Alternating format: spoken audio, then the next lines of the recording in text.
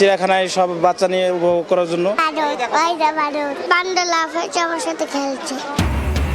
ঈদ আনন্দে মাতোয়ারা দেশ, সৈকতে উত্তাল ঢেউয়ে উল্লাস, পাহাড়ি স্বচ্ছ জলে বিমোহিত পর্যটক, শিশু কিশোরদের পদচারণায় মুখর চিড়িয়াখানা।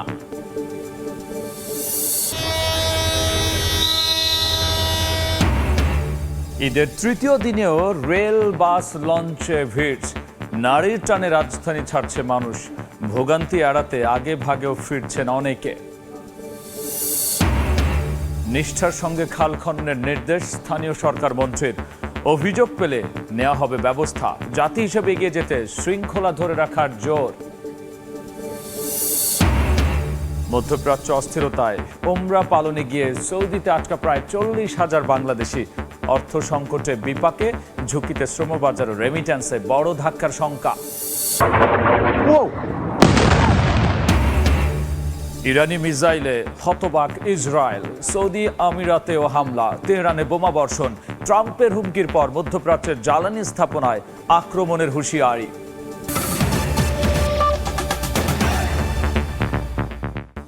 সময় সংবাদের সঙ্গে আছি আমি গোলাম রাব্বি।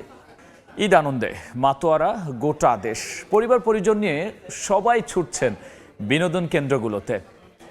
শিশুদের পদচারণায় মুখর জাতীয় চিড়িয়াখানা, বইয়ের পাতায় কিংবা রূপকথার গল্পের পশু পাখি চোখের সামনে দেখে উচ্ছ্বসিত তারা। একই চিত্র শ্যামলীর শিশু মেলায়ও। ড্রিম হলিডে পার্কে নাচে গানে আনন্দ মেতেছেন দর্শনার্থীরা। জাফলংয়ে পাহাড় ও নীল স্বচ্ছ জলরাশিতে বিমোহিত পর্যটকরা, আর সাগরের ঢেউয়ে উল্লাসে মেতেছেন সব বয়সী মানুষ। এদিকে ইতিহাস ঐতিহ্য জানতে দর্শনীয় স্থানেও যাচ্ছেন অনেকে।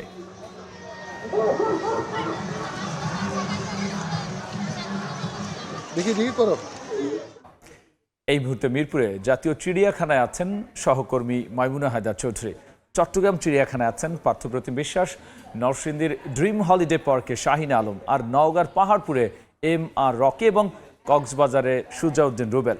সরাসরি প্রথমে যাচ্ছি মাইমুনার কাছে। শুধু বাঘ, হরিণ আর সিংহ নয়, আছে জলহস্তি, ময়ূর, কুমির সহ নাম জানা না জানা অসংখ্য প্রজাতির পশু পাখি। আর তার জন্যই আসলে শিশু সন্তানকে সঙ্গে নিয়ে এবং পরিবারের বিভিন্ন বয়সী মানুষকে সঙ্গে নিয়ে বিভিন্ন প্রান্ত থেকে ছুটে এসেছেন এখানে নগরবাসী। শুধুমাত্র শহরের মানুষজন নয়, আসলে শহরের আশেপাশের এলাকার মানুষজনও এসেছেন এখানে আসলে ঈদ আনন্দ উদযাপন করতে। আমরা অনেকের সঙ্গে কথা বলেছি, তারা যেটি বলছেন যে শিশু সন্তানকে আসলে যেই অর্থে তারা আসলে সময় দেওয়া প্রয়োজন, সেই সময়টুকু আসলে তারা দিয়ে উঠতে পারেন না। তাই ঈদের এই ছুটিটাকে কাজে লাগিয়ে যাতে করে সন্তানদের জ্ঞানের রাজ্যকে আসলে বিকশিত করা যায়, একদিকে অন্যদিকে আবার ঈদের আনন্দকেও অনেকটা বাড়িয়ে তোলা যায়, তারই চেষ্টা হিসেবে আসলে তারা ছুটে এসেছেন এই মিরপুরের জাতীয় চিড়িয়াখানায়।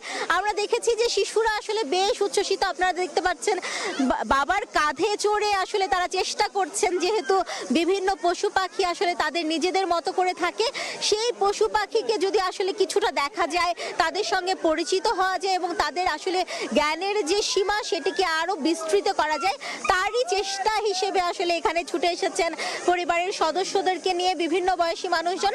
আমরা দেখেছি যে বিভিন্ন খাঁচাগুলোর সামনে, বিভিন্ন পশু পাখির খাঁচার সামনে আসলে দর্শনার্থীদের উপচে পড়া ভিড় আমি বলবো, যেহেতু ঈদের 3 দিন আসলে আজকে চলছে, তারপরেও পরিবারের সদস্যদেরকে নিয়ে ঈদ আনন্দ ভাগাভাগি করতে তারা ছুটে এসেছেন।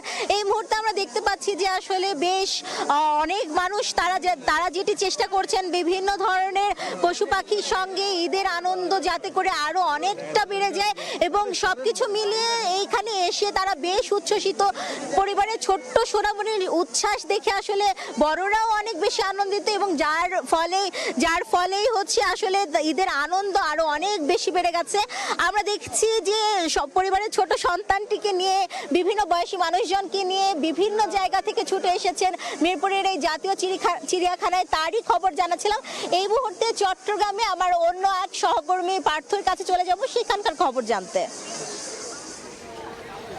ঈদের আনন্দ উপভোগ করতে চট্টগ্রামের চিড়িয়াখানায় সাধারণ মানুষের উপচে পড়া ভিড় আমরা দেখছি। বেলা যত বাড়ছে সাধারণ মানুষের আনা, ছোট শিশু থেকে শুরু করে বিভিন্ন বয়সী যে মানুষজন রয়েছে সবাই কিন্তু এই মুহূর্তে ছুটে আসছেন চট্টগ্রামের চিড়িয়াখানায়। এবং আমাদের ক্যামেরায় আপনারা দেখছেন প্রচুর মানুষের উপস্থিতি রয়েছে। আসলে বিগত কয়েক বছরে চট্টগ্রাম চিড়িয়াখানার যে ব্যাপক উন্নয়ন হয়েছে এবং সেক্ষেত্রে বিভিন্ন ধরনের জীবজন্তুর কিন্তু নতুনভাবে এখানে সংযোজন করা হয়েছে। সেক্ষেত্রে আমরা দেখছি গত কয়েক বছর ধরেই কিন্তু চট্টগ্রাম চিড়িয়াখানায় সাধারণ মানুষের উপস্থিতির কিন্তু ব্যাপক হারে বেড়েছে। এবং গত 3 দিন ধরে আমরা দেখছি প্রচুর দর্শনার্থী সকাল থেকে শুরু করে সন্ধ্যা পর্যন্ত।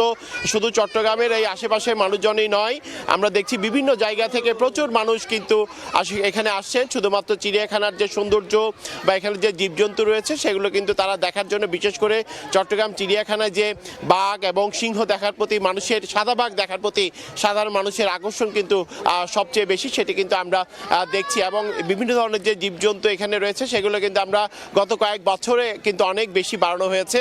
সেক্ষেত্রে এখানে যারা আসছেন তারা বলছেন আসলে এই ঈদের বন্ধটুকু ছাড়া পরিবার পরিজন নিয়ে তেমন একটা ঘোরার সুযোগ থাকে না। সেক্ষেত্রে এই যে ঈদের যে লম্বা ছুটি, সেই লম্বা ছুটি কাজে লাগানোর জন্যই কিন্তু আসলে সকাল থেকে চিড়িয়াখানায় আমরা দেখছি এখানে ঘুরছে সাধারণ মানুষজন। এবং তারা বলছেন প্রতি বছরই এবং ঈদের আনন্দটুকু তারা উপভোগ করার জন্যই কিন্তু এই চিড়িয়াখানায় এবং আসছেন এবং পরিবার পরিজন নিয়ে আজকে দিনব্যাপী তারা তাদের যে আনন্দ সেই আনন্দটুকু উপভোগ করবেন এমনটা কিন্তু তারা আমাদেরকে জানাচ্ছেন। তো এই ছিল আমার কাছে এখনো পর্যন্ত চট্টগ্রাম চিড়িয়াখানা থেকে এখানকার সর্বশেষ খবর। আমরা যাচ্ছি নরসিংদীতে, সেখানে আছেন আমাদের আরেক সহকর্মী। ঈদের উৎসবের আনন্দে মেতেছে সারা দেশ। পরিবার পরিজন নিয়ে দেশের বিভিন্ন বিনোদন কেন্দ্রগুলোতে ভিড় করছে সাধারণ মানুষ। আমরা আছি নরসিংদীর ড্রিম হলিডে পার্কে। আমরা এখানেও দেখছি যে নানান শ্রেণী পেশার মানুষ এই জায়গাটিতে আসছেন, এখানকার বিভিন্ন রাইডগুলোতে তারা চড়ছেন এবং পরিবারের সঙ্গে একান্ত সময় কাটাচ্ছেন। যেহেতু আজকে সরকারি ছুটি শেষ হবে, শেষ দিনটি হাতে রেখে পরিবার নিয়ে বের হয়েছেন তারা। এখানে আমরা দেখছি যে যেসব রাইডগুলো রয়েছে সেই সব রাইডে তারা চড়ছেন। পাশাপাশি এখানকার এই পার্কটির যে মনোরম পরিবেশ, এই মনোরম পরিবেশে অনেকে ঘুরে বেড়াচ্ছেন, পরিবারের সঙ্গে খাওয়া দাওয়া করছেন, ছবি তুলছেন, অনেকে বাচ্চাদেরকে নিয়ে বিভিন্ন রাইড উপভোগ করছেন। যেহেতু এই পার্কটি ঢাকা শহর থেকে খুব বেশি দূর নয়, ঢাকার অদূরবর্তী একটি স্থানে, সেই জন্য রাজধানী সহ দেশের বিভিন্ন জায়গা থেকে নরসিংদীর এই পার্কটিতে তারা ঘুরতে আসছেন। এবং এখানকার যারা কর্তৃপক্ষ রয়েছে তারা বলেছেন যে যারা দর্শনার্থীরা রয়েছে তাদের সার্বিক নিরাপত্তা এবং এখানকার বিনোদন নিতে যেন কোনো ধরনের সমস্যা না হয়, তারা সেই ধরনের পর্যাপ্ত ব্যবস্থাপনা তারা রেখেছেন। এবং আমরা আরও যেটি দেখছি যে এখানে বেলা বাড়ার সঙ্গে সঙ্গে কিন্তু মানুষের যে ভিড় সেটি ক্রমান্বয়ে বাড়ছে এবং সেটি দুপুর থেকে সেটি আরও বাড়ার কথা এখানকার সংশ্লিষ্টরা আমাদেরকে জানিয়েছেন। নরসিংদী সহ আশেপাশে যে কয়টি জেলা রয়েছে সেখান থেকেও কিন্তু মানুষজন এই জায়গাটিতে ঘুরতে আসছেন। আমরা এখন যে পাশটিতে রয়েছি সেখানে স্পিড বোর্ডে করে আসলে দর্শনার্থীরা এখানে ঘুরছেন। টিকিট কেটে কেউ বুলেট ট্রেনে উঠছেন, কেউ নৌকা ভ্রমণ করছেন, কেউ বা আরও বিভিন্ন রাইড, যেসব রাইড রয়েছে সেসব রাইডে কিন্তু তারা ঘুরছেন। এবং যদি এক কথায় বলা যায় মানুষের মধ্যে এক ধরনের উৎসবের আমেজ বিরাজ করছে। এই আমেজ কিন্তু সারা দেশে বিরাজ করছে। বিনোদনের আরও খবর জানতে আমরা চলে যাব নওগাঁয়, সেখানে আছেন আমাদের সহকর্মী MR রকি। সময় যত গড়াচ্ছে ক্রমান্বয়ে কিন্তু পদচারণাও বাড়ছে দর্শনার্থীদের। এই মুহূর্তে নওগাঁর পাহাড়পুর বৌদ্ধবিহারে অসংখ্য দর্শনার্থীর ঢল আমরা দেখছিলাম। সকাল থেকেই বিভিন্ন জায়গা থেকে এই দর্শনার্থীরা আসছেন, আত্মীয় পরিজন স্বজন। আসলে একটা বর্ণিল ঈদের যে আনন্দ, এই আনন্দকে আরো উপভোগ্য করতে এই দর্শনীয় স্পটগুলোতে এই মোটা পর্যাপ্ত দর্শনার্থীর ঢল দেখছে। এবং নওগাঁর পাহাড়পুর বৌদ্ধবিহার মূলত একটি ঐতিহাসিক নিদর্শন, প্রাচীন নিদর্শন, পাল আমলের একটি নিদর্শন। এবং এখানে যারা দর্শনার্থীরা এসেছেন তারা এই পরিবেশটাকে আসলে উপভোগ করছেন। পাশাপাশি এই পাহাড়পুর বৌদ্ধবিহারের যে একটা প্রাচীন ইতিহাস রয়েছে, এই ইতিহাসটা জানার জন্যই মূলত এখানে অনেকে আসছেন। এবং আমরা দেখছিলাম যে সকাল থেকেই বিভিন্ন বাহনে করে শিশু, বয়স্ক, তরুণ তরুণী, আবাল বৃদ্ধা সর্বশ্রেণীর মানুষেরই কিন্তু ক্রমান্বয়ে বাড়তি এই সংযোজন তৈরি হচ্ছে। এবং এবার একটা টানা ছুটি রয়েছে, ঈদের তৃতীয় দিনেও আমরা দেখছিলাম এরকম একটি পর্যাপ্ত যে লোকের সমারোহ। এবং এখানকার যারা কর্তৃপক্ষ তারা বলছেন যে এবার তাদের যে ধারণা ছিল তার চেয়েও কিন্তু অনেক বেশি দর্শনার্থী এই দর্শনীয় স্পটগুলোতে ভিড় করছেন। এবং পাহাড়পুরের এই পরিবেশটাকে যেমন তারা মুগ্ধ হচ্ছেন, পাশাপাশি আশপাশের যে দর্শনীয় স্পটগুলো রয়েছে সেখানেও কিন্তু যাচ্ছেন ক্রমান্বয়ে এই আস্তে আস্তে ধাপে ধাপে এই দর্শনার্থীদের। এক সপ্তাহ ধরেই কিন্তু এরকম একটি পরিবেশ বিরাজ করবে এবং এবার ঈদের টানা ছুটির কারণে এই উচ্ছ্বাসটাও কিন্তু বেড়েছে এবং এই পরিবেশটাই আমরা দেখছিলাম এখানকার অবস্থা। আমরা আরো খবর জানবো, সুজাউদ্দিন রুবেল রয়েছেন কক্সবাজারে।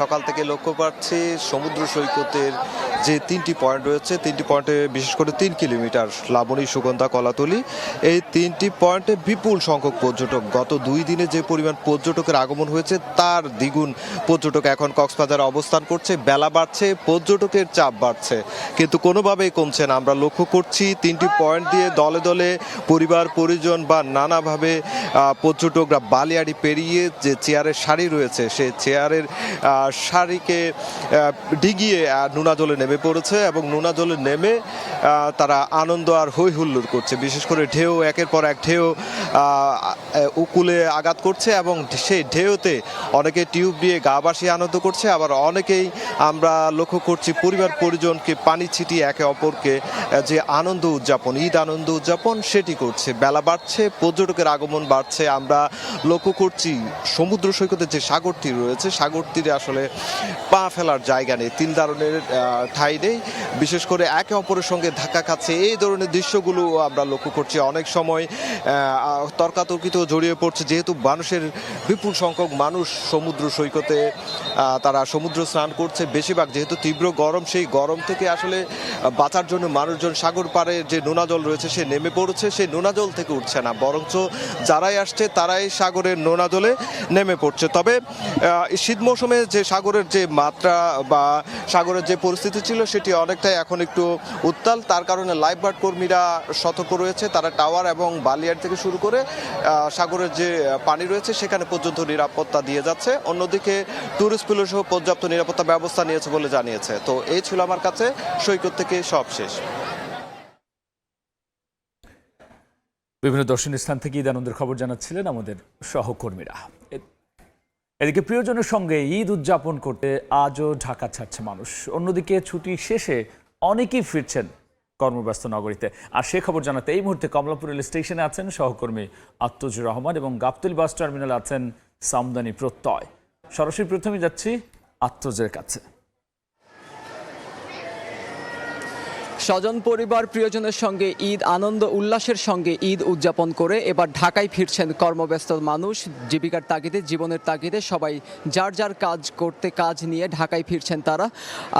সকাল থেকেই যখন তারা ফিরছিলেন তারা ফেরার শুরুতেই আসলে একটি ভোগান্তির মধ্যে পড়ে। সেটি কিছুক্ষণ আগে আমাদের স্টেশন ম্যানেজারের সাথে কথা হয়েছে, তিনি বলছিলেন যে ভোর 4:30টার পর থেকে সকাল 8টা পর্যন্ত সংকেত বিকলতা ছিল, যে কারণে প্রায় 3.5 ঘন্টা সময়ের জন্য একটি শিডিউল বিপর্যয় ছিল। সেখানে 30 থেকে 2 ঘন্টা পর্যন্ত কোনো ট্রেন দেরি হয়েছে। এই নিয়ে আমাদের যাত্রীরা বেশ অসন্তোষ প্রকাশ করেছেন। তারা বলছেন যে অন্যান্য সময়ের মতো বা গত 1 বছরের মধ্যে এই ধরনের আসলে বিপর্যয় দেখা যায়নি। এই বিপর্যয় নিয়ে তারা আসলে বেশ অসন্তোষ প্রকাশ করেছেন।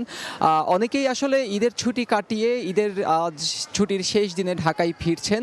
আবার এই সময় তারা ফেরার কারণ হিসেবে উল্লেখ করেছেন যে কাজের কারণে কারো হচ্ছে পরিবারের অন্যান্য সদস্যদের স্কুল কলেজে সব মিলিয়ে তাদের কর্মব্যস্ততা, কিংবা হচ্ছে যারা অফিস আদালত শুরু হয়ে যাবে। এবং এই দিনে আমরা দেখেছি যে অনেকেই আসলে বাড়ি ফিরে যাচ্ছেন। তারা হচ্ছে দুর্ঘটনা এড়াতে কিংবা যানজট এড়াতে তারা এই দিনটাই বেছে নিয়েছেন বাড়ি ফেরার জন্য। এই মুহূর্তে আমরা রেলপথের খবর জানাচ্ছিলাম, সড়ক পথের খবর জানতে এই মুহূর্তে আমরা সরাসরি চলে যাচ্ছি মহাখালী বাস টার্মিনালে। সেখানে আছেন সহকর্মী সামদানি প্রত্যয়। আমরা দর্শক সকাল থেকেই আপনাদেরকে রাজধানীর বিভিন্ন বাস টার্মিনাল ঘুরে ঘুরে দেখাচ্ছি। সেই ধারাবাহিকতায় আমরা সকাল থেকে মহাখালী ছিলাম। এই মুহূর্তে আমরা রয়েছি রাজধানীর গাবতলী বাস টার্মিনালে।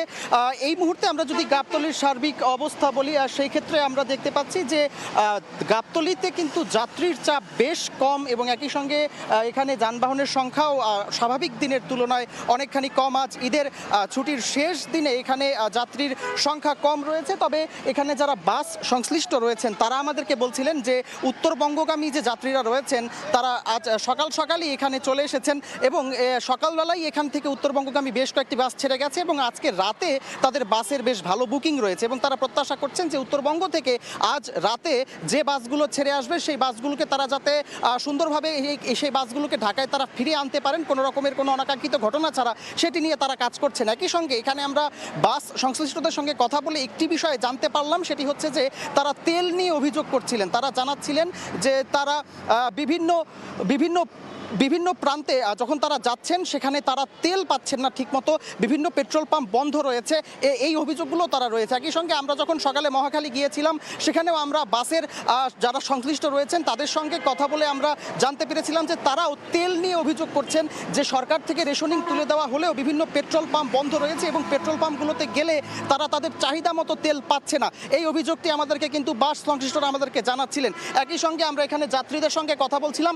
যাত্রীরা আমাদেরকে বলছিলেন যে ঈদ যাত্রার ভোগান্তি এড়াতে ঈদের পরের দিনকে তারা বেছে নিয়েছেন এবং একই সঙ্গে আমরা এখানে দেখতে পাচ্ছি যে যাত্রীরা কিন্তু ভাড়া নিয়ে বা সময় নিয়ে কোনো প্রশ্ন করছেন না। সবার মধ্যেই আমরা ঈদের আমেজ মোটামুটি লক্ষ্য করছি। এই ছিল গাবতলী থেকে আমার কাছে সব শেষ।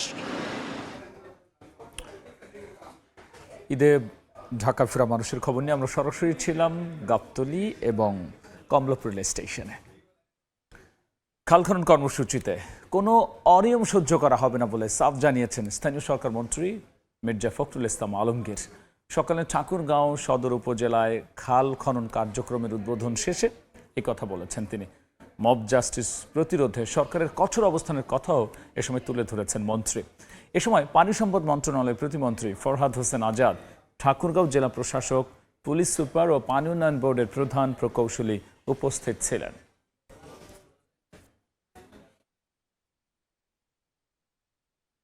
অভিযোগ না করে যে ভাই আপনি তো উদ্বোধন করে দেখে চলে গেলেন, তারপর আর একটা কোদালও করে নেই, মাটিও কাটে নেই, ওইভাবে বলি খোঁজ নিয়ে দেখে বিল্লে চলে গেছে। এগুলো যেন না হয়, এটা সবাই সাবধান থাকবেন। কোথাও গায়ের জোরে আইনের বাইরে গিয়ে কোনো কাজ করবেন না। মব আমরা তৈরি করতে দেব না, মবকে আমরা কঠোর হস্তে দমন করব। সময় সংবাদে আরও থাকছে। ক্ষত বিক্ষত যন্ত্রাংশ, খুলে পড়েছে ইঞ্জিনও। ডেমু ট্রেন মেরামতের উদ্যোগ রেলওয়ের, সংস্কার উপযোগী নয় বলছেন মেকানিকরা, ভিন্ন উদ্দেশ্যে দেখছেন বিশেষজ্ঞ। মধ্যপ্রাচ্যে যুদ্ধ পরিস্থিতিতে সৌদিতে চরম ভোগান্তিতে পড়েছেন ওমরা পালনকারীরা। বিভিন্ন এয়ারলাইন্সের ফ্লাইট বাতিল হওয়ায় শুধু বাংলাদেশেই আটকা পড়েছেন প্রায় 40,000। ফিরতি ফ্লাইটে এক টিকিটেই ভাড়া গুনতে হচ্ছে প্রায় লাখ টাকা। দেখব কাজল আব্দুল্লাহর রিপোর্ট। চিরন্তন বিশ্বাসের এক অনন্য স্থান পবিত্র মক্কা। সৃষ্টিকর্তার সঙ্গে গভীর সম্পর্ক তৈরি, ব্যক্তিজীবনে পরিশুদ্ধতা ও ইবাদতের লক্ষ্যে প্রতি বছর আল্লাহর ঘর তাওয়াফ, বিশ্বনবীর রওজা মোবারক জিয়ারত এবং ঐতিহাসিক স্থান দর্শনে হজ কিংবা ওমরা করতে সৌদি আরব যান লাখো ধর্মপ্রাণ মানুষ। হজ মৌসুমের আগে পরে প্রতি বছর সৌদি আরব যাতায়াত স্বাভাবিক থাকলেও এবার হিসেব পাল্টে দিয়েছে মধ্যপ্রাচ্য সংঘাত। যুদ্ধ পরিস্থিতির কারণে 28 ফেব্রুয়ারি থেকে যে সকল ওমরা পালনকারীদের দেশে ফেরার কথা ছিল, শত শত ফ্লাইট বাতিল হওয়ায় এখন তারা আটকা পড়েছেন। শিডিউল না পেয়ে যারা প্যাকেজের বাইরে ফিরতে আগ্রহী তাদের সৌদি ঢাকা রুটের সরাসরি একমুখী ফ্লাইটে টিকিট গুনতে হচ্ছে প্রায় লাখ টাকায়। অতিরিক্ত অর্থ সঙ্গে না থাকায় বিপাকে অনেকেই। মসজিদে হারামের মধ্যে এতেকাফে আছি, এতেকাফ শেষ হওয়ার পরে থাকার কোনো ব্যবস্থাও নেই, খাওয়ার ব্যবস্থা, টাকা পয়সাও নেই। খুবই কষ্ট দুর্দশার ভিতরে সময় পার করতেছি। ছেলে মেয়েরা খুবই অতিষ্ঠ হয়ে গেছে। মাত্র 10 দিনের জন্য আসছিলাম আর আজকে প্রায় 28 দিন হয়ে যাচ্ছে। নতুন টিকিট করে যাওয়াটাও খুব কষ্টকর, বিশেষ করে বাংলাদেশের যে ডিরেক্ট ফ্লাইট যে বিমানগুলো অপারেট করছে তাদের ম্যাক্সিমাম ফ্লাইটের ভাড়া প্রায় 1 লক্ষ টাকা। আটকে পড়ে যে সমস্ত হাজার হাজার হজযাত্রী মক্কা মদিনাতে আছেন, রাষ্ট্রীয় উদ্যোগে তাদের দ্রুত দেশে ফিরে নিয়ে যাওয়ার ব্যবস্থা করার জন্য আমরা রাষ্ট্রের কাছে অনুরোধ করছি। এজেন্সিগুলো তথ্য বলছে প্রতি বছর বাংলাদেশ থেকে শুধু ওমরা করেন 3.5 থেকে 4 লাখ মুসল্লি, আর যুদ্ধকালীন সৌদিতে আটকা পড়েছেন প্রায় 30 থেকে 40 হাজার। তাদের সহজ প্রক্রিয়ায় ফিরিয়ে আনতে বিমান মন্ত্রণালয়ের সহযোগিতা চেয়েছে হজ agency association of Bangladesh HAAB. হাজার হাজার উমরা যাত্রী এখন সৌদি আরবে আটকা আছে, তাদের হোটেলের প্যাকেজ শেষ হয়ে গেছে, তাদের হোটেলের সংকট এবং খাওয়ার সংকট দেখা দিয়েছে মারাত্মকভাবে। এই সকল উমরা যাত্রীদেরকে ফেরত আনার বিষয়ে আমরা বিমান মন্ত্রণালয়ে একটি চিঠি দিয়েছি যে এয়ারলাইন্সগুলো ফ্লাইট অপারেট করছেন সাশ্রয়ী মূল্যে, যাতে আমাদের আটকা পড়া উমরা যাত্রীদের আমরা ফেরত আনতে পারি, সেই বিষয়ে বিমান মন্ত্রণালয় যথাযথ উদ্যোগ গ্রহণ করবেন। তবে চলমান সংকট কাটাতে ডেডিকেটেড ফ্লাইট পরিচালনা বাংলাদেশ বিমানের জন্য সহজ সাধ্য নয় বলে মনে করেন খাত সংশ্লিষ্টরা। যারা ডাইরেক্ট ক্যারিয়ার আছে তাদের ভাড়াও বেড়ে গেছে, প্লাস সিটও পাওয়া যাচ্ছে না। সো কাজে আমি চাইলেই যে আমি বদলিয়ে নিয়ে আবার অন্য একটা অল্টারনেটিভ রুটে যাবো, তার সেটারও সুযোগ নাই। কিন্তু ইচ্ছে করলে দুটো এয়ারক্রাফট ডেডিকেটেড করে আবার ইভ্যাকুয়েশনের ব্যবস্থা করাটা তো সহজ ব্যাপার না আর কি। যাত্রীদের দেয়া তথ্য বলছে যুদ্ধ পরিস্থিতিতে ট্রানজিট ফ্লাইট না থাকায় বাড়তি ভাড়ায় দেশে ফিরতে পারছেন না অনেকেই। ঈদ পর এই সংকট আরও বাড়বে বলে জানিয়েছেন মক্কায় অবস্থান করা বাংলাদেশিরা। কাজল আব্দুল্লাহ, সময় সংবাদ, ঢাকা। রাজধানীর পেট্রোল পাম্পগুলোতে জ্বালানি তেলের জন্য দীর্ঘ লাইন। এই মুহূর্তে বিজয় সরণিতে আছেন রিপোর্টার তানভীর হাসান মেঘ। সরাসরি যাচ্ছি তার কাছে। রাজধানীর যে বিজয় সরণি এলাকা রয়েছে, বিজয় সরণি এলাকার ঠিক এখানে একটি ফিলিং স্টেশন রয়েছে, যেটি ট্রাস্ট ফিলিং স্টেশন। এবং এই মুহূর্তের চিত্রর কথা যদি বলতে চাই, যে বিজয় সরণি এই মুহূর্তে আমরা দেখছি যে ঠিক সড়কের পাশে দীর্ঘ লাইন আমরা দেখতে পাচ্ছি। এবং এখানে আমরা দেখতে পাচ্ছি যে প্রথম যে সারিটি সেটি আমরা দেখতে পাচ্ছি প্রাইভেট কারের সারি, এবং দ্বিতীয় যে সারিটি দেখতে পাচ্ছি সেখানে আমরা দেখছি বাইকারের সারি। তো একটু যদি বলতে চাই যে মূলত এখানে যে তেলের সরবরাহের যে ব্যাপারটি সেটি হচ্ছে গতকাল রাত থেকে তাদের এখানে সরবরাহটা বন্ধ ছিল। এখানে যে ফিলিং স্টেশনের কর্তৃপক্ষ যারা রয়েছেন তাদের সাথে আমরা কথা বলেছি। তারা আমাদেরকে যেমনটা জানিয়েছে, এই মাত্র কিছুক্ষণ আগে তার সঙ্গে আমার কথা হয়েছে, তিনি যেমনটা বলছিলেন যে গতকাল রাতে তাদের সরবরাহ অর্থাৎ যে তাদের যে তেল সেটি শেষ হয়ে যায়, এবং তার পরপরই আজ কিছুক্ষণ আগে তেলের যে গাড়িটি সেই গাড়িটি আসার পরপরই এই ফিলিং স্টেশনে কিন্তু এখন তেল সরবরাহ করা হয়েছে। এবং কিছুক্ষণ পরই এই তেল কিন্তু যারা চূড়ান্ত পর্যায়ের ভোক্তারা যারা রয়েছে তাদেরকে কিন্তু তেল দেওয়া হবে। তবে যে সকল ফিলিং স্টেশনে আমরা দেখতে পাচ্ছি দীর্ঘ লাইন আমরা দেখতে পাচ্ছি, সেই সকল ফিলিং স্টেশনে কিন্তু তেল কিন্তু দেওয়া হচ্ছে। এবং সেই সঙ্গে যদি বলতে চাই যে এই ফিলিং স্টেশন অর্থাৎ বিজয় সরণির যে ফিলিং স্টেশন রয়েছে, বিজয় সরণির ফিলিং স্টেশনে এই দীর্ঘ সারির লাইনটি কিন্তু একদম বিজয় সরণির সিগন্যাল থেকে একদম জাহাঙ্গীর গেট পর্যন্ত কিন্তু আমরা দেখতে পাচ্ছি যে এই লাইন কিন্তু একদম জাহাঙ্গীর গেট পর্যন্ত ছড়িয়ে গিয়েছে। তো আমরা এখানে ভোক্তাদের সাথেও কথা বলেছি, যারা তেল নিতে এসেছে তারা বলছে যে তেল দিচ্ছে এবং সেটি খুবই স্বল্প পরিমাণে দিচ্ছে। তবে এই ফিলিং স্টেশনের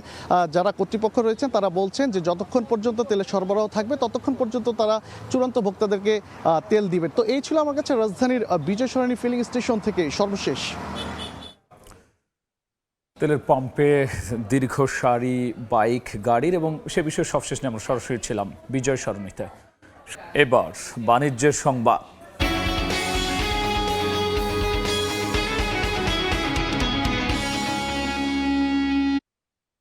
বিশ্ববাজারে পোশাকের দামে পিছিয়ে পড়ছে বাংলাদেশ। জানুয়ারিতে প্রধান বাজার ইউরোপে দাম কমেছে প্রায় 9.5%। বিপরীতে 6.5% দাম বেড়েছে ভিয়েতনামের পোশাকের। রপ্তানিকারকরা বলছেন গেল বছর ইউরোপে পোশাকের গড় দাম 3.84% কমলেও চলতি জানুয়ারিতেই তা নেমেছে 9.43%। বিপরীতে বাজারটিতে প্রতিযোগী ভিয়েতনামের পোশাকের দাম বেড়েছে 6.5%। ভারতের প্রায় 2 আর ইন্দোনেশিয়ার পোশাকের দাম বেড়েছে 14%-এরও বেশি।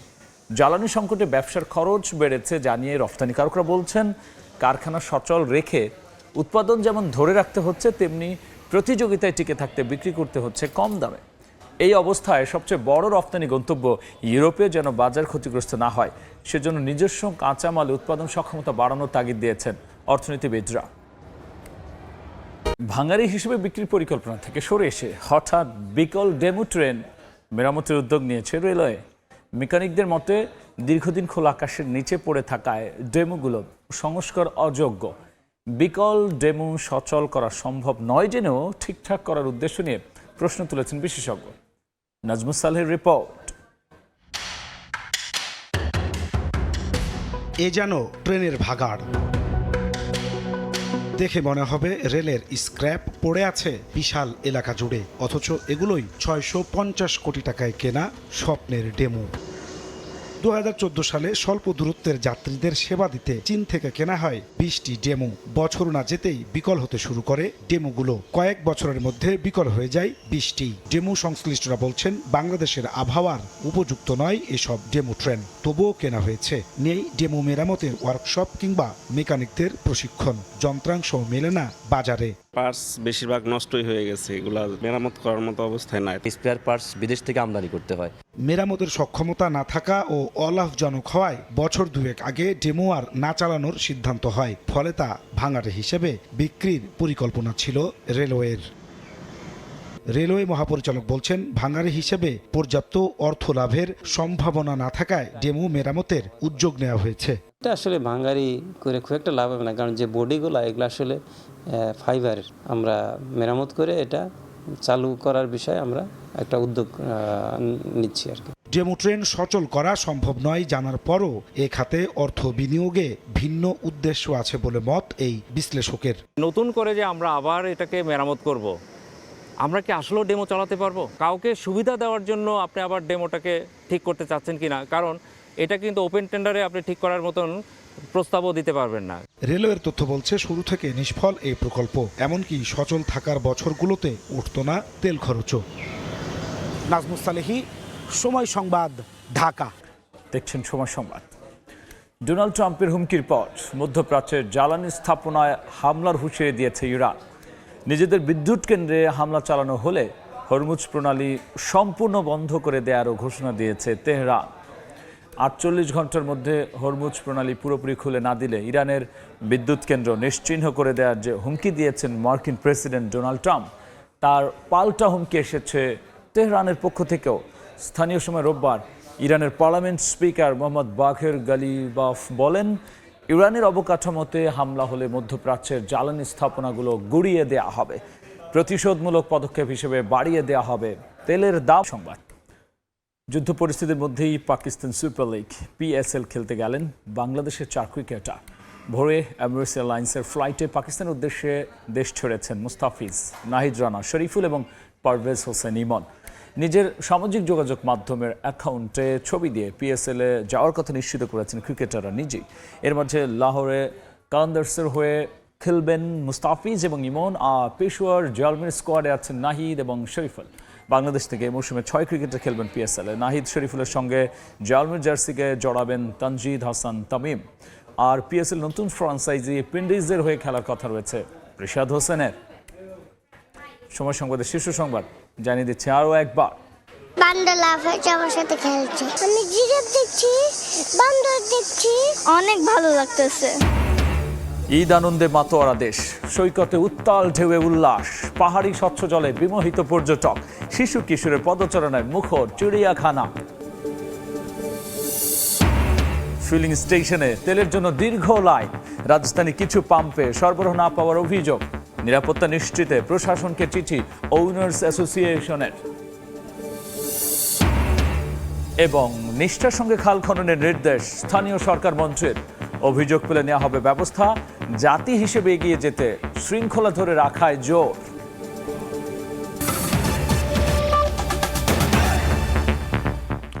এই ছিল আমার কাছে থাকা দুপুর 12টার সময় সংবাদে। এরপর খেলার সময় নিয়ে যুক্ত হবেন সহকর্মী মাকসুম আলম খান। গোলাম রাব্বি, আপনাকে আবারও ধন্যবাদ। খেলার সময়ের আয়োজন নিয়ে আসছে কিছুক্ষণ পর, সঙ্গেই থাকুন সময়ের।